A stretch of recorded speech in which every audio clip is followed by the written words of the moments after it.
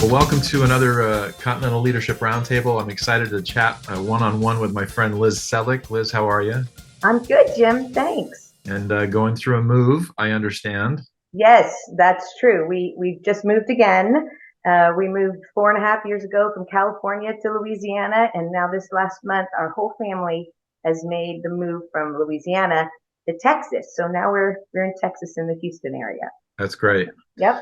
Well, I love having conversations with friends that have been Continentals and asking, how does your Continental experience show up in what you do today? Like, what difference did that experience make on your life? Yeah, that's a big question, because I feel like my continental experience has never ended. It's still I'm still experiencing it. Being a part of Continentals and being a part of that ministry showed me a way to aspire to have excellence in everything, the little tiny things to the big things, Right. and not perfection because we were never perfect. I mean, a bunch of kids, Right. but we were taught a way that showed us an excellent way to do things, and the details and all that kind of all that kind of stuff has really continued to show up in my life, from business to personal to music, everything in my life. I can kind of trace that thread Hmm, all the way back, that's great. and yeah, it's an amazing thing. Well, full disclosure, you're on the board for the Continentals Global Foundation, which I'm very grateful for. But how many actual tours did you do? So I've actually toured 5 times Mhm. with Continentals, and that started back in the early '80s. Actually, my first time I ever saw Continentals, they came to my home church in Ventura, California, and it was 1980, and it was Monty and Krista Kelso's group, Ah, and I think you were on that tour. I was. I was their assistant director. Yeah. I, Wow. I didn't know that at the time. I mean, I didn't know anything, but it was years before I realized that. I thought that was Wow. crazy. Yeah, the way paths cross. But so I saw that, and of course, I did what most of us did back then. I sat on the front pew, and my eyes just bugged out the whole time, and Right. I got to do this. This is my thing. I know this is my thing. And so then the next year in 1981, I wasn't quite old enough to go on tour, so I went to Christian Music Performing Arts Camp Yeah. up in Lake Arrowhead, which was a great experience. Yeah. I did too. Yeah, awesome. And then the following summer in 1982 was my actual first time to tour, and I went with Brent and Sherry Edwards. Ah, And I'm happy to say we're still fantastic friends after all these years. My gosh, that's been a long time. yeah. Yeah. And so that was my first tour, and it was a great tour. And then I went again in 1985 with John Eric Woodward, and that year we went behind the Iron Curtain. Of course, communism was still going on in Europe, and that tour was interesting because it was the tour that came after your tour in '84 to those same countries at that Right. time, and Right. we experienced a lot of those same challenges. That was Yeah. an incredible tour. Yeah. Difficult, I'm not going to lie. That was hard, um, but incredibly eye-opening and Yeah. changed my life for sure. Wow. Then I worked in the Continental office from '85 to '86, and then I went again in 1986 with Paul and Kathy Nelson. And then I went my next tour. There's a big gap there because I got married and started a family. But I went again in 2002 on an encore tour with Dean and Wendy Butler, and I Oh, was assistant director. Yeah, and what's interesting about that is we went back to Romania, oh, and so seeing the difference from the '80s to the early 2000s, well, that was kind of mind blowing, very emotional for me. yeah. And then my final tour was just a few years ago, with a young group of worship leaders, and we went to India. And so I just was thrilled to be on that tour with that With group, Ridge, with Floria. Ridge, Floria. Yep. That's great. And a great group of I call them kids, but they were amazing young adults, and that was a great time. That's great. So, yep. Isn't it Um, amazing to think, in reference to Romania, the fact that they have such a strong continental ministry? You're based out of Romania now. I mean, it's to me, it's unfathomable yeah. compared to what we saw. Well, to think of what it was like in the 80s, just Yeah, very bleak, very oppressed, in general. I mean, just like even visually, just the country, just very, yeah, very bleak. And but the people still yeah, so full of life and a desire to know God and accept our message, and they loved us.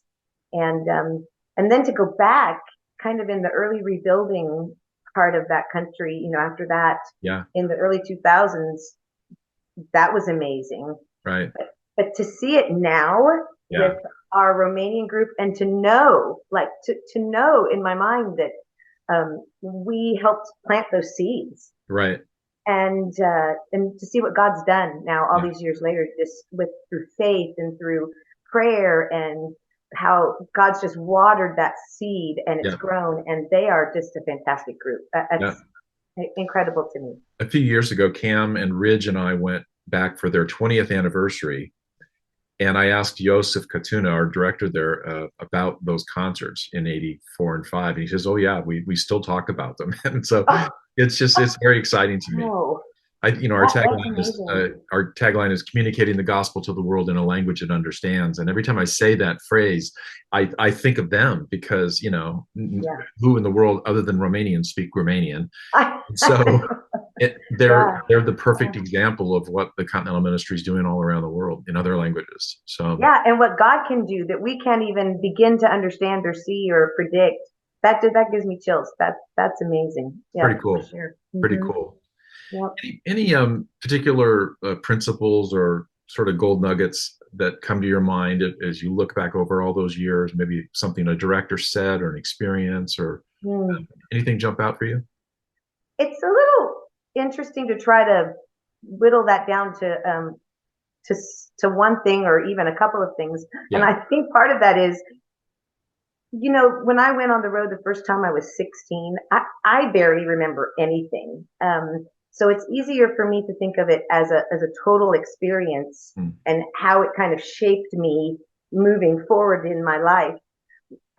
Because I don't remember like single things. Right. I'm sure that's because I was, immature, and also spiritually, I was on this journey.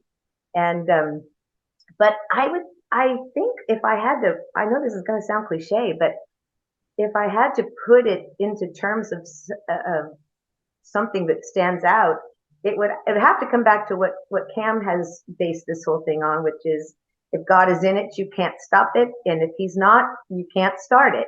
Right. And that has gone through my mind so many times over the years, across my life, not just as it relates to Continentals, but across my life. No doubt that is true.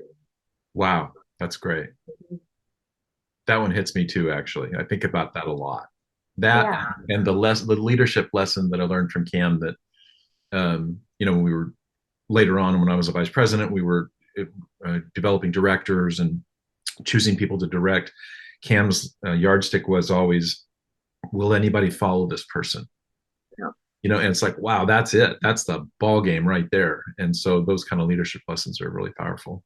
So Oh, definitely. And kind of piggybacking on that, um, having the opportunity to serve on the board with you and Monty and Julia and the rest, and Danette and the rest of that are on. I mean, those are people that I admired and looked up to. You all were, as I was going through Continentals all those years, and that I've learned so much from. And now to be in, a part of this group, with the focus on our global ministry, I learned so much. And if I have never said that to you, I'm saying it now. I learned so much from you and the rest of the board, just, constantly, as thank you. we Me as we too. work through this stuff. Me Yeah. too. I really respect the team that we have and the depth of history that's there, the rootedness, Yeah. for the ministry as we look forward and do new things with younger generations. the Yeah. fundamentals never change. And so I'm really grateful for that and for the friendships. So Yeah. Kind of amazing. I've always been a person that's put a high regard on staying connected.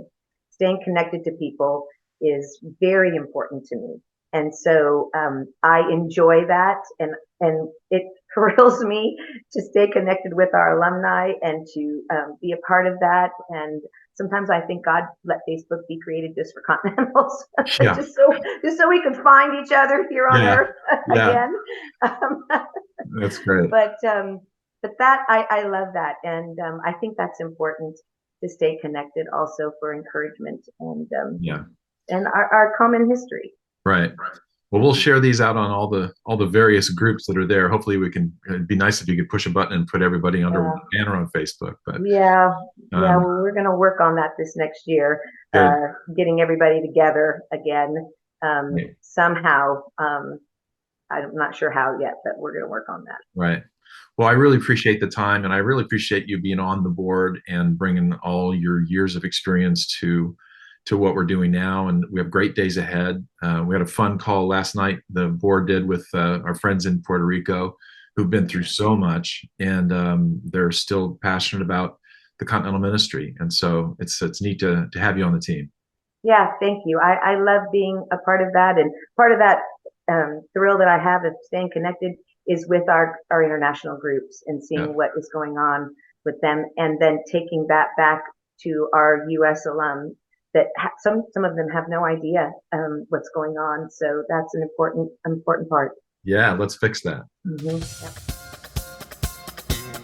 Have you ever wished you could gift your life-changing Continental experience to someone else? Well, you can. Your monthly giving can make a huge impact for our teams all over the world. Did you know that this year, we'll have more than 20 Continental groups on the road, communicating in 7 different languages? The Continental story goes on, so keep writing your part of it by being on our support team. And our groups will say, thank you, in 7 different languages.